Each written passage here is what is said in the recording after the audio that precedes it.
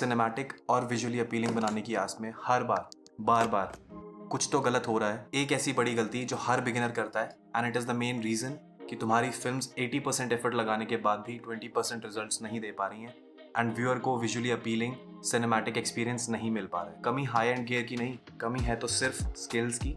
Cinematography में जो cinematic feel है ना, उसको नेक्स्ट लेवल पर लेके जाने के लिए इस एक गलती को सुधारना बहुत इंपॉर्टेंट है। कॉम्पोजिशन। तो आज कॉम्पोजिशन के 8 ऐसे रूल्स के बारे में बात करेंगे जो तुम्हारी वीडियोस या फिल्म्स को इंस्टेंटली सिनेमैटिक और विजुअली अपीलिंग बनाने में बहुत इंपॉर्टेंट रोल प्ले करें। And the last one is my favourite. अब हॉलीवुड हो या बॉलीवुड, एक डॉक्यूमेंट्री हो या एक शॉर्ट फिल्म, दुनिया में सबसे ज्यादा यूज किया जाने वाला रूल ऑफ कॉम्पोजिशन है रूल ऑफ थर्ड्स। कोई भी फिल्म स्कूल हो या यूट्यूब ट्यूटोरियल, इस कॉम्पोजिशन टेक्निक को यूज करना हर बिगिनर को सिखाया जाता है। पर ऐसा क्यों? अब अगर तुमने टाइम निकालकर अपने दोस्त की बंदी की जगह तुमने कैमरा पर फोकस किया हो तो you might have noticed these grid lines. अब इन ग्रिड लाइंस के फेमस होने का राज बहुत ही सिंपल है। पूरे विजुअल फ्रेम में सिर्फ ये 4 इंटरसेक्टिंग पॉइंट्स ऐसे होते हैं जो विजुअली सबसे ज्यादा अपीलिंग होते हैं एंड व्यूअर की अटेंशन को ग्रैब करते हैं। ऐसा मैं और साइंस दोनों कहते हैं। तो इंस्टेंटली अपनी वीडियोस को सिनेमैटिक और विजुअली अपीलिंग फील देने के लिए try to always place your subject on one of these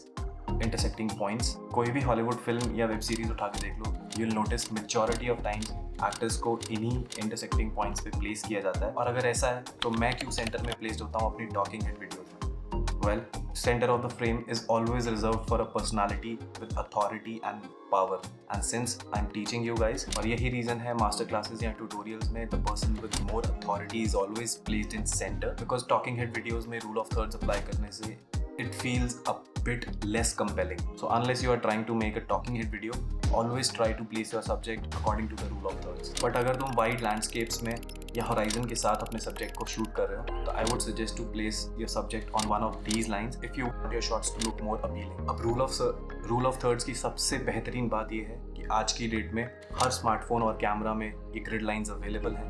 So always keep them on and try to use them whenever you shoot something new. अब subject को सही जगह पे प्लेस करने के बाद the next comes the rest of the frame, जिसमें तुम्हारी लाइफ की तरह एक चीज होना बहुत जरूरी है, बैलेंस। फ्रेम के जिस साइड पर प्लेस किया है सब्जेक्ट को, उसी साइड पर बैकग्राउंड भी थोड़ा हैवी हो तो सबकॉन्शियसली व्यूअर्स के दिमाग में एक ऑकवर्ड फीलिंग तो आती है। सपोज करो तुम एक इंटरव्यू फिल्म कर रहे हो and you have your subject on the one side and on the same side of the visual frame you have something like this in the background, तो frame एक साइड से heavy और unbalanced feel होगा, जिसका solution बहुत ही simple है by placing a practical light on the opposite side so that it gives a more balanced and a cinematic feel as well. अब composition की बात हो ही रही है तो एक sense of balance create करना बहुत ज़रूरी है, not only in interviews but almost everything you shoot. हमेशा फ्रेम के पॉइंट ऑफ इंटरेस्ट के ऑपोजिट साइड पर you should try to place something, and ये सिर्फ हॉरिजॉन्टल ही नहीं, वर्टिकल एंड डायगोनल भी हो सकता है, just like buildings, street lamps, statues or anything to add a sense of balance in your shot. Symmetry. Being humans, हमारे brains को symmetry और order बहुत ज़्यादा पसंद होता है because it is visually appealing, eye pleasing और cinematic तो होता ही है, but frames में symmetry को add करना बहुत ही easy है and accessible भी, क्योंकि symmetry can be found everywhere. तुम्हारे बिल्डिंग के स्टेयरकेस से लेके घर के विंडोज तक सिमेट्री को अचीव करना बहुत ही सिंपल है। It's all about moving the camera around and who knows you might find a frame with symmetry and leading lines as well. बच्चा इंसान का हो या एलियन का, अटेंशन किसे नहीं पसंद। तो ऐसे ही ये अगला rule of composition film makers और सिनेमाटोग्राफर्स का अटेंशन ग्रैबिंग वेपन है, लीडिंग लाइंस, क्योंकि ये ऑडियंस की अटेंशन सब्जेक्ट की तरफ लीड करती है। लीडिंग लाइंस मंडेन ऑब्जेक्ट्स या लोकेशंस जैसे stairways, hallways, bridges, railway track से क्रिएट की जा सकती हैं। रामी मालिक का मिस्टर रोबोट इस कॉम्पोजिशन टेक्निक का बेस्ट एग्जांपल है and I would highly recommend you guys to go and watch it. Mister robot के कुछ पर्टिकुलर सीन्स में लीडिंग लाइंस सब्जेक्ट और ऑडियंस दोनों को ही एक सेंस ऑफ डायरेक्शन प्रोवाइड करती हैं and both the subject and the audience know where the subject needs to go next. But जब ये लाइंस सीन में नहीं होती हैं या इंटरसेक्ट करना स्टार्ट कर देती हैं, it creates a sense of confusion for audience and the subject, and that time दोनों को ही नहीं पता लगता कि which direction to follow or which direction the subject will follow next. And this is how leading lines play an important role in grabbing the attention of the viewer and leading their eyes either towards the subject or away from the subject. But अपनी life में uninvited problems की तरह video के background में distracting elements को remove करना है तो यू नीड डेप्थ को अचीव करने के बहुत सारे स्मार्ट तरीकों में से the most simple one is shooting on low aperture. और ऐसा करने से तुम्हें ब्लरी बैकग्राउंड या सिनेमैटिक एक्सपीरियंस तो मिलेगा ही, but you will be able to remove disturbing elements in the background by creating subject separation. Depth create करने का एक और सिंपल तरीका है जो मेजॉरिटी बिगिनर्स गलत करते हैं। इंटरव्यूज फिल्म करते हुए they place the subject just next to the wall, जिससे डेप्थ भी नहीं क्रिएट होता है and it doesn't looks cinematic as well. और अगर मैं अपनी बात करूं तो ये वीडियोस जो तुम देख के सब्सक्राइब भी नहीं करते, बहुत ही छोटे से रूम में शूट करता हूं। So to create depth I push myself and the camera in the extreme corner of my room, so that subject and background में सेपरेशन और डेप्थ क्रिएट हो सके। You can also add something in the foreground just like this particular shot way you can see the boom arm holding the mic. अब ये camera movement दिखाने का बहुत ही effective तरीका है जो डेप्थ भी क्रिएट करता है and we are able to focus on the subject in a much better way, क्योंकि अब सब्जेक्ट बैकग्राउंड और फोरग्राउंड दोनों से ही सेपरेट है। बट अगर इन सभी रूल्स को कलेक्टिवली यूज करने के बाद भी ये नेक्स्ट रूल ऑफ कॉम्पोजिशन को मिस कर दिया ना, तो सिनेमाटोग्राफी को मैटोग्राफी बनने में ज़्यादा टाइम नहीं लगेगा। Dominant subject. अभी तक सभी रूल्स ऑफ कॉम्पोजिशन के हिसाब से व्यूअर का अटेंशन सब्जेक्ट की तरफ ड्रॉ करना है। तो क्या होगा अगर तुम कुछ ऐसा सीन फिल्म करते हो जिसमें सब्जेक्ट क्या है और कहाँ है ये पता ही नहीं लग पा रहा है, then it is really hard to draw the viewers attention towards the subject and इसीलिए having a dominant subject in your frame is most important. But इसका मतलब ये नहीं कि वाइड शॉट्स को कंप्लीटली इग्नोर करके सिर्फ क्लोजअप्स पे रिलाय करो। Whenever you try to capture a wide shot, फिर चाहे वो 24 mm वाइड हो या 16 mm ultra wide, subject placement इतना क्लियर होना चाहिए कि बिजी बैकग्राउंड्स में भी व्यूअर के लिए सब्जेक्ट को आइडेंटिफाई करना चैट जीपीटी से यूट्यूब स्क्रिप्ट लिखवाने जितना ईजी लगे।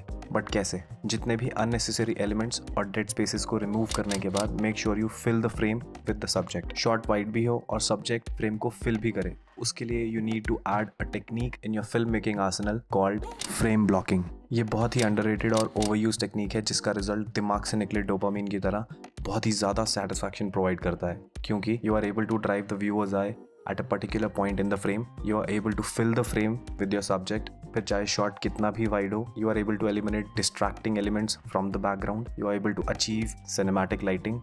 And finally, you achieve a cinematic looking shot. और इस टेक्निक को अप्लाई करने के लिए you need to add something in the foreground with darker colors but without complex patterns. और placement कुछ इस तरह की सारी dead space cover हो जाए और फ्रेम में कुछ dominant दिखे तो सिर्फ सब्जेक्ट। फ्रेम को सब्जेक्ट से फिल तो करना है, बट एक्चुअली सब्जेक्ट को फ्रेम में दिखाना कैसे है, that is important. Headroom, leading room. सबसे सिंपल एग्जांपल, जैसे इंटरव्यूज में you might have seen the professional always place their subject at a 45 degree angle, but वो बिगेस्ट मिस्टेक जो हर एमेच्योर करता है, या तो सब्जेक्ट के सिर के ऊपर बहुत ज़्यादा स्पेस होता है या बहुत ही कम। आइडियली कितना होना चाहिए? तो always remember to place your subject's eyes 2/3 from the bottom of the frame। ऐसा करने से you'll have the perfect amount of headroom for your subject। अब ये कोई hard and fast rule तो नहीं है, because you may film people with weird hairstyles, तो it all depends on how you want to place the subject।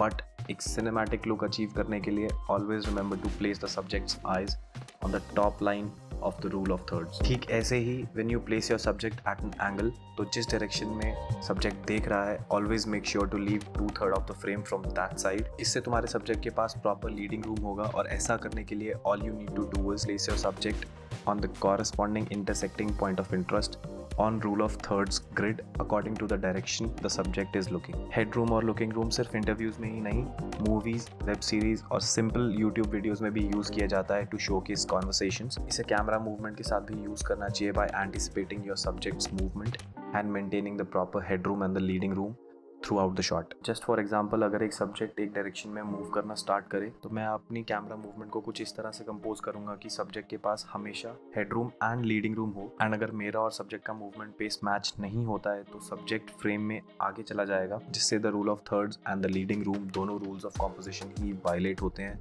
And your shot sucks. Now if you want to suck less and create cinematic looking shots, तो this is my all time favourite, break the rules. पूरे video में ये discuss किया कि rules को follow करना cinematic film making के लिए कितना इंपॉर्टेंट है, बट अगर मैं ये कहूँ it looks very cinematic if you break the rules on purpose. इतने सारे रूल्स को फॉलो करने का एक पर्पज़ है, क्योंकि ये rules apart from the subject visual framing के थ्रू ऑडियंस को कुछ कन्वे करते हैं।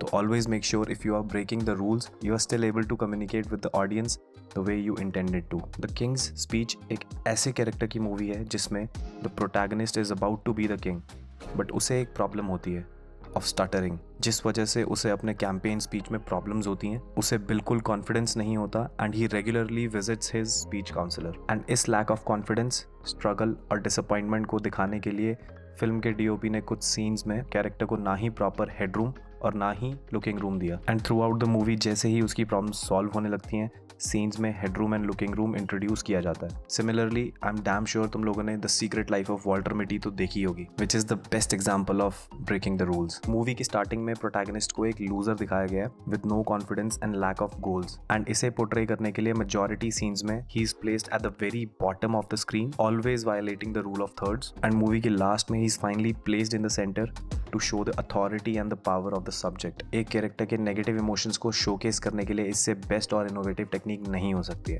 एंड अगर इतने सारे रूल्स ऑफ कॉम्पोजिशन जानने के बाद भी तुम्हारी वीडियो सिनेमैटिक नहीं लग पाती हैं and you are struggling a lot, then the answer to your question is in this video.